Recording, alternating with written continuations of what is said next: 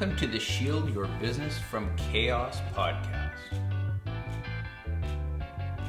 where there's no building, no people, no third-party suppliers, and no systems all combined to create Chaos the Dragon, which is battled by King Phoenix and his shield. Hi, I'm Roswitha Firth. Today we're talking to James Mitchell, who's got a lot to say about mentoring. But before we get started, I just want to remind you that this podcast is hosted by Kingsbridge BCP.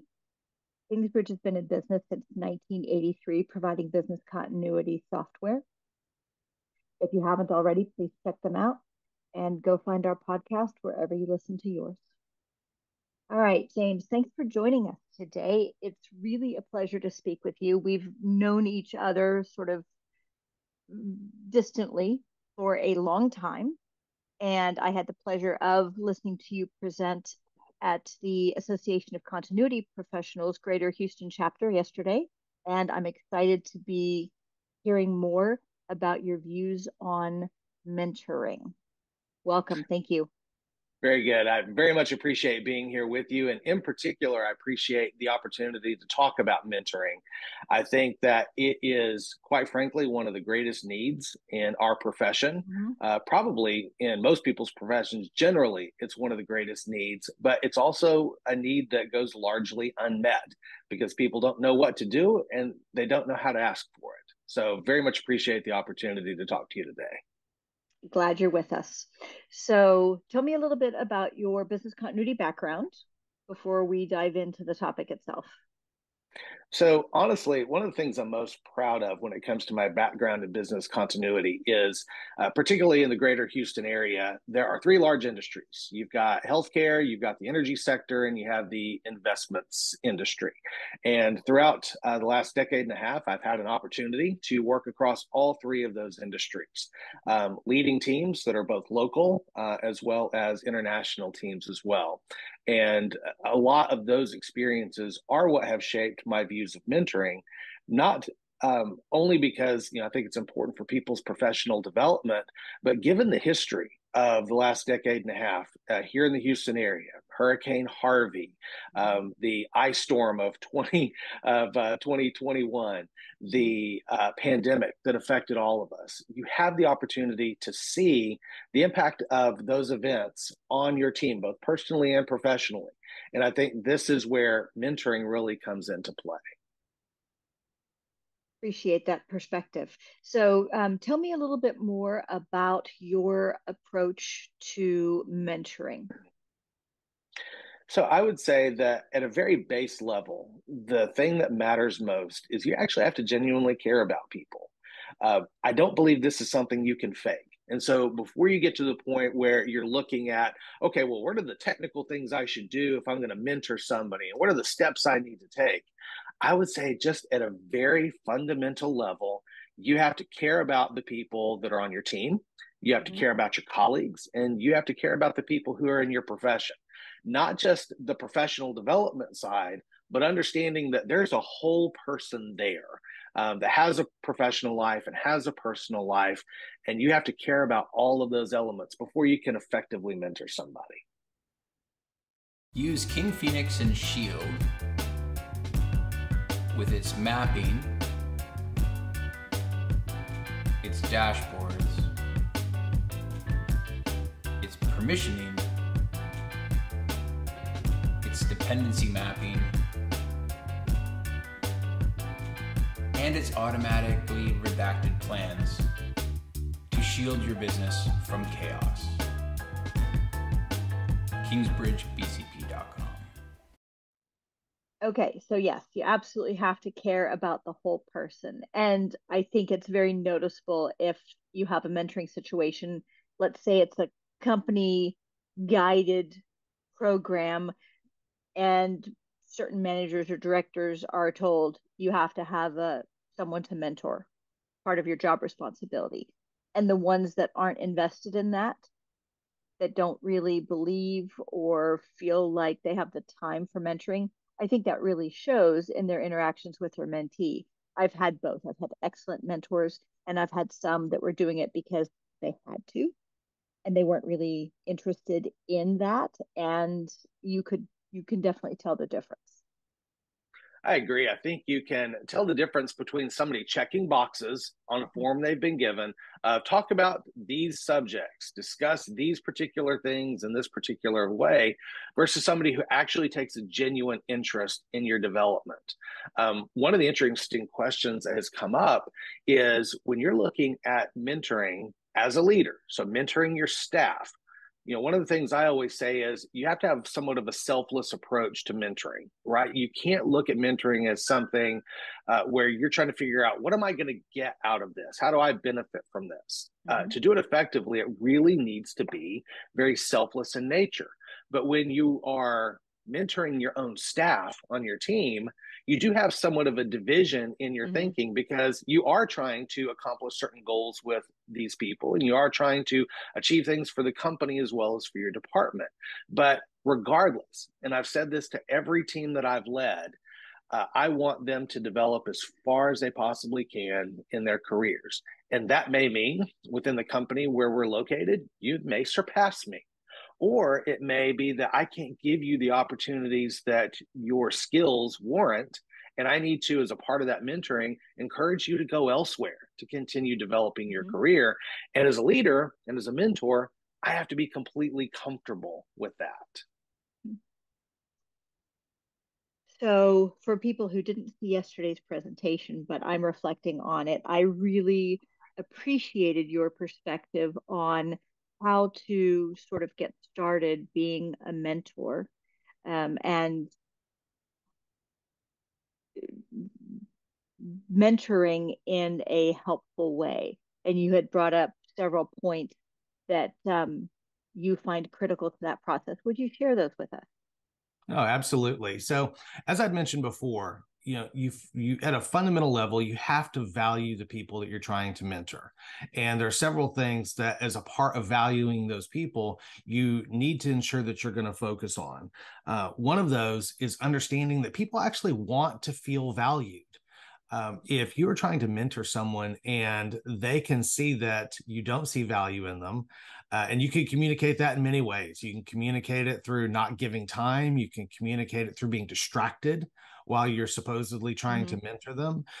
You can communicate it through not paying attention to the feedback that they've given you. So people want to be valued, which is just the opposite of everything I said. You have to be focused, you have to give time, and you have to ensure that you're listening to what they say and giving them targeted feedback and using all of that to ensure that they genuinely do feel valued. The second thing I mentioned is that people need encouragement.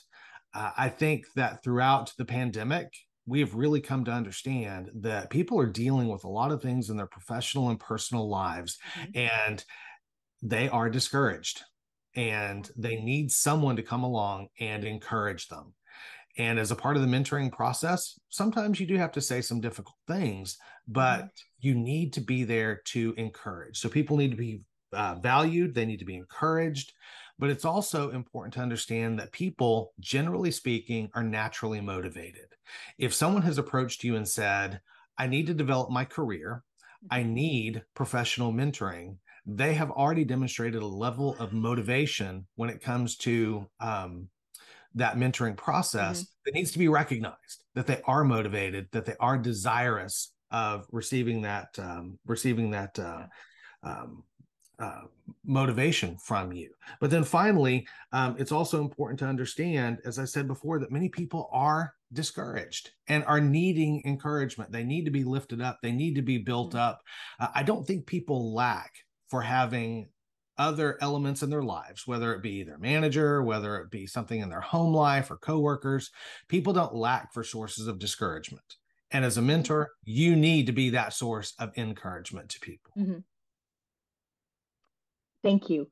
I'm curious, on the flip side, what does a mentee need to bring to the table for a successful mentoring relationship? So everything that you want the mentor to do, the mentee needs to understand the dynamics of that relationship. So just as you want the mentor to be committed, you need the mentee to be committed as well. If your mentors agreed to see you for 30 minutes once a week, you need to show up on time and prepared. The mentee needs to be respectful of the fact that a fair amount of time is being taken out of a busy professional's life to give one-on-one coaching and mentoring. That is not a small thing to ask. And so recognizing that you've asked for something fairly significant from someone is important to the dynamic of that relationship. And so again, commitment, consistency, but I would also say a degree of gratitude as well. For most people who are doing mentoring, they're not doing it for praise and they're not doing it for thanks. And they're not even really doing it for appreciation. They're doing it because they believe they want to give something back to other people and they value other people. But it never hurts to say, thank you, I appreciate you. Use King Phoenix and Shield with its mapping, its dashboards, its permissioning, its dependency mapping, and its automatically redacted plans to shield your business from chaos. KingsBridgeBCP.com. Excellent point. So what would you say from your observation is the single biggest reason for a mentoring relationship to not work? You know, it's interesting that you would ask, because I would say that even people who embark on mentoring relationships and they do it with the very best of intentions, they tend to get tripped up with what is going on inside of themselves emotionally. And so whether we're talking about the mentor or the mentee, insecurity tends to be a significant driver or a significant barrier as to why that relationship is not effective. And so to have an effective relationship, both parties have to be transparent. Both parties have to be open, honest, and truthful, not only about the mentee struggles and what they need help with, but an effective mentor is going to be open and honest about the things they've struggled with as well. And so insecurity, my unwillingness to share, hey, here's where I've struggled. Here are the mistakes I've made. Here are some of the failures that I've had. Insecurity on both sides is a significant driver of barriers to a good mentoring relationship.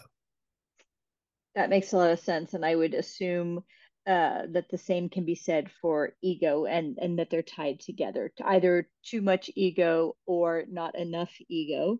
The feeling like I'm not worth investing in can be a real deterrent to someone looking for mentoring. And the ego of I know it all already, I don't need mentoring, is obviously, another side of that. So is there anything more to say about ego in this relationship? No, I think you're absolutely correct. And the dynamic that's usually at play is the person who is the mentor. Quite frankly, if people are seeking out your advice, you've probably done some things successfully. But if all we share are our successes and we give the impression that everything we have done has turned out well and we've never been challenged and we've never struggled, we are missing a huge opportunity in the mentoring relationship, because it's not just about showing people how you've been successful, but it's showing people how you have struggled and overcome those challenges, or even how you ran into a situation that there was no good outcome and ultimately you had to move on. All of that are a part of the reality of the life we live, and all of it needs to be shared openly and honestly. The other element that I would add to that, though, is, and this is particularly on the part of the mentor, is, and it goes with ego and envy, but when you're mentoring people, and if you mentor a lot of people, it is entirely possible that there are going to be people you mentor whose success eventually eclipses your own. And you have to be very comfortable with the fact that you may mentor people that professionally they move beyond you. And not only should you look at that as something you're okay with, you should encourage it. And you should even be proud of the fact that you've had an opportunity to invest in people who took their careers to such a high level. Yeah, I was actually in that situation where early on in my career, I mentored someone, and it was not an official mentoring relationship, but the practical day to day was really what that turned out to be. And she, in fact, did eclipse me. And I've always been so proud of her success. It's not specifically business continuity, but it is a related field. And she's gone far beyond where I've gone, and I'm always so excited when I see her accomplishments, because I played a tiny part at the beginning of her career, teaching her some of the things that I thought were important in being successful at the job that she had at the time. So yeah, I absolutely hear what you're saying, but it's not necessarily easy for some people. I was fortunate in my particular place. If I'd been at a different point in my life, I might have reacted differently, but I had gained a level of maturity that when all of this was occurring, I didn't have ego invested in, I need to be the more successful person in this friendship, in this relationship. Well, and interestingly enough, that may even provide opportunities for a shift in the dynamic, whereby the person that previously you were mentoring becomes somebody who can mentor you. And if you allow ego and you allow envy to get in the way of that relationship, you're literally cutting yourself off from what could be one of the ongoing, most important mentoring relationships of your entire career. That's a really good point. So we're going to be wrapping up in a few minutes, but I wanted to give you an opportunity to say a few last words about mentoring. I really liked the title of the presentation that you had yesterday, The Give and Take of Successful Mentoring, just because that really emphasizes the fact that it is a relationship. Use King Phoenix and Shield with its mapping, its dashboards, its permissioning, its dependency mapping, and its automatically redacted plans to shield your business from chaos. KingsBridgeBCP.com. No, it absolutely is a relationship. And one of the things that we wrapped up that presentation with yesterday was the importance of celebrating victories and celebrating wins. And that may occur at all different levels. You may have someone who is struggling in their career, and the things that they are celebrating from your perspective look like very small victories. But it's a victory nonetheless, and is worthy of being celebrated, and will provide that encouragement that we talked about as being so incredibly important. But then finally, just wanting to wrap up with what we started with, which are that people matter. And people have always mattered, but we didn't always recognize how important it was that people feel valued and people feel encouraged. And I think one of the things coming out of the pandemic that we have learned is that people's emotional and mental health, their whole person, matters to their career. And that as a mentor, you need to engage with people in a positive and thoughtful way, having hard conversations when you need to have them, but ensuring that people feel encouraged, people feel valued, and they feel that you're willing to invest in them.